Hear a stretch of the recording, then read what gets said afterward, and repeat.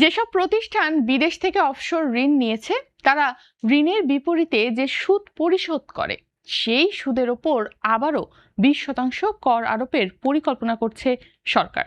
অর্থাৎ কোনো কোম্পানি বিদেশি ঋণদাতাকে সুদ পরিশোধ করলে সেই অর্থের ওপর নির্ধারিত হারে কর কেটে সরকারের কোষাগারে জমা দিতে হতে পারে। আসন্ন 2026-27 অর্থ বছরের বাজেটে এই প্রস্তাব অন্তর্ভুক্ত হওয়ার সম্ভাবনা রয়েছে বলে জানিয়েছে জাতীয় রাজস্ব বোর্ড এনবিআর সূত্রে জানা গেছে, আগামী 11 তারিখে উপস্থাপন হতে যাওয়া অর্থ বিলের মাধ্যমে অফশোর ঋণের সুদের ওপর পুনরায় 20% কর আরোপ করা হতে পারে। ইতিমধ্যেই এ বিষয়ে অর্থমন্ত্রীর অনুমোদনও পাওয়া গেছে বলে জানিয়েছে বাজেট প্রক্রিয়ার সঙ্গে সংশ্লিষ্ট কর্মকর্তারা।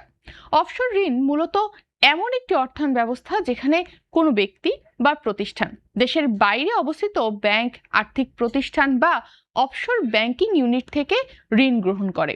সাধারণত দেশীয় ব্যাংকের তুলনায় তুলনামূলক কম সুদ, দীর্ঘমেয়াদী অর্থায়ন এবং বড় অঙ্কের তহবিল পাওয়ার সুযোগ থাকায় বড় শিল্পগোষ্ঠী ও রপ্তানিমুখী প্রতিষ্ঠানগুলো অফশোর ঋণের প্রতি আগ্রহী হয়ে থাকে। আমার কাছে মনে হয় অফশোর ব্যাংকিংটা নিয়ে একটু ভাবা দরকার, এটার তদারকি প্রয়োজন এবং এটা মানি ফ্লাইয়ের একটা গুরুত্বপূর্ণ পাইপলাইন বলে মনে হয়।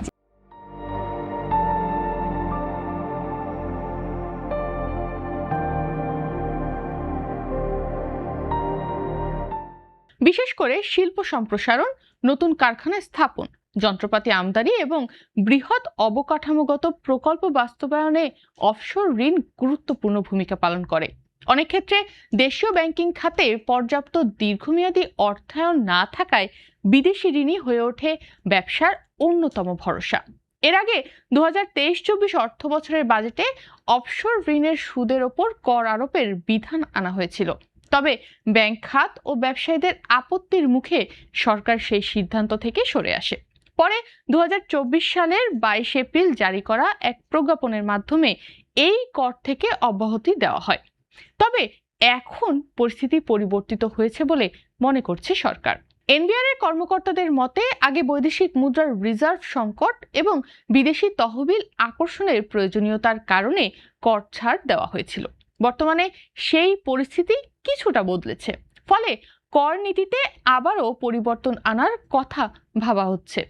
কর বিশেষজ্ঞরা বলছেন, স্থানীয় ও বিদেশি ঋণের মধ্যে সমতা আনার জন্য অফশোর ঋণের সুদের ওপর কর থাকা উচিত।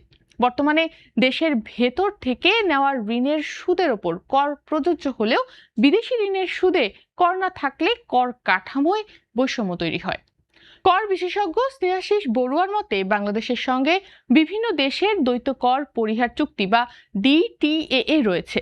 ফলে বাংলাদেশে যে কর কাটা হবে, বিদেশি প্রতিষ্ঠানগুলো অনেক ক্ষেত্রে নিজ দেশে সেই কর সমন্বয় করার সুযোগ পাবে।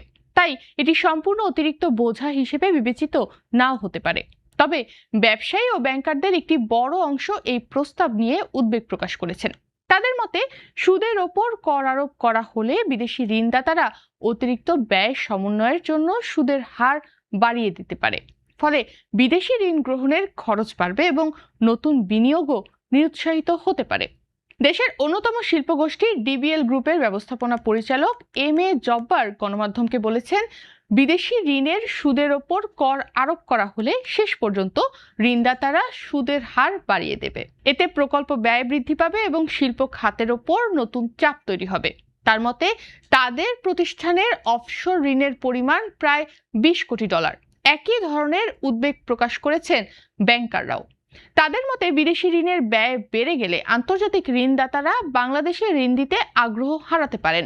এতে বিদেশি তহবিলের প্রবাহ কমে যাওয়ার আশঙ্কা রয়েছে। বর্তমানে দেশের ব্যবসায়ীরা উচ্চ সুদহার, ডলার সংকট, আমদানি ব্যয় বৃদ্ধি এবং বৈশ্বিক অর্থনৈতিক অনিশ্চয়তার মতো নানা চ্যালেঞ্জ মোকাবেলা করছেন।